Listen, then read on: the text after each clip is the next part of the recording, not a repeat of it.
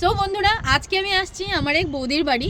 তোমরা long blog আমি এটার লিঙ্ককে দিয়ে দেবো, নিশ্চয়ই চেক আউট করে নেবে তোমরা।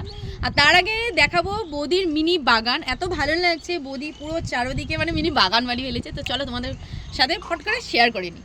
তো এটা হলো কি মৌসম্বি গাছ, এদিকে ফুলের অনেক ফুলের ডাল আছে, লঙ্কা গাছ, তারপর আছে এদিকে কমলা গাছ। দেখো কমলা লেগেই আছে, সামনে আসো বৌদি, কমলা লেগেই আছে, যেটা এখন আমরা বানাই, মানে কমলা সাথেও এনেছি, প্লাস এই কমলাগুলি নিয়েও খাবো।